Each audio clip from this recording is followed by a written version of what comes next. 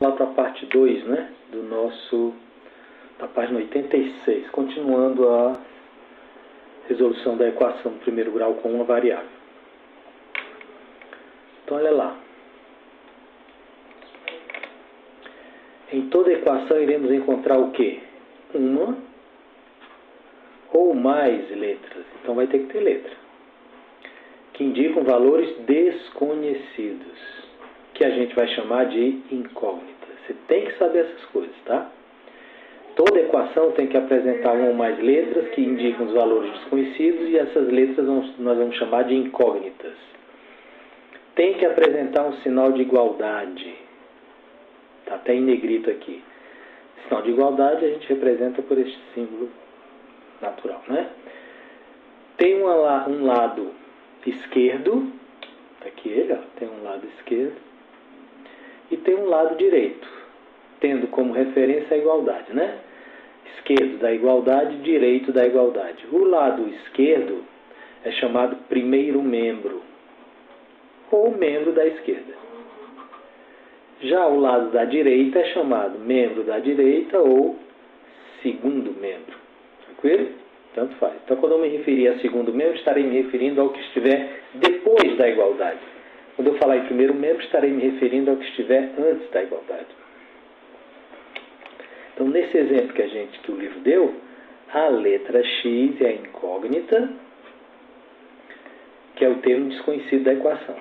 Certo? Aí ele dividiu aqui, ó, que ele separou. O primeiro membro é o que está antes da igualdade, está aqui o sinal de igualdade, e o segundo membro é o que está depois da igualdade. Quando eu junto os dois membros da equação, eu digo que eu estou analisando os termos da equação. Então, quais são os termos da equação? São o primeiro membro e o segundo membro. Bem fácil, né? Ok? E como é que eu resolvo uma equação? Olha, para resolver a equação, vamos ter conhecimento disso aqui, ó. Esse texto que está aqui embaixo. Deixa eu mudar isso aqui. Queria que vocês, antes de começar a resolver aqui, dessem uma lida nisso aqui.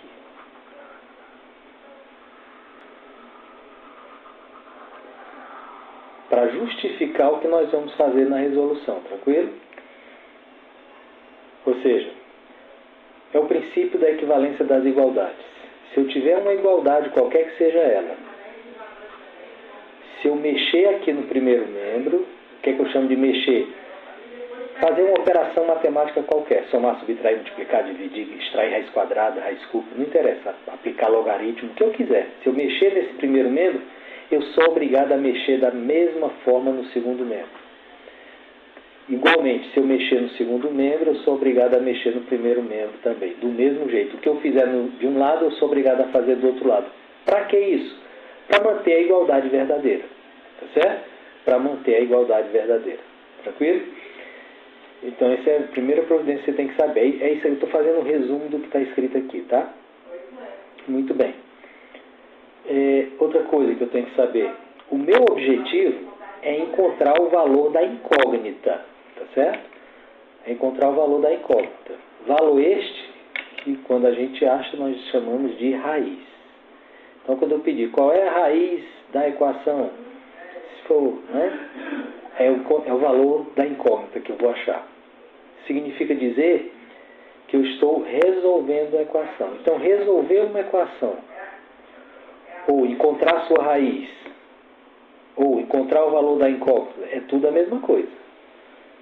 Então, o meu objetivo ao resolver uma equação é encontrar o valor dessa incógnita. Logo, eu tenho que dar um jeito desta incógnita aparecer sozinha em um dos lados da igualdade. Ou no primeiro membro ou no segundo membro. Ela vai ter que ficar sozinha. Para quê? Para eu dizer que ela é igual a alguma coisa.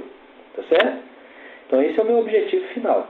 E para que ela fique só, eu vou usar exatamente aqueles princípios de equivalência. Vou somar, vou subtrair, vou multiplicar ou dividir ambos os termos de qualquer que seja a equação. Tá bom? Então, sabendo disso, no próximo vídeo a gente vai resolver o exemplo que está aí no livro. Ok? Até lá!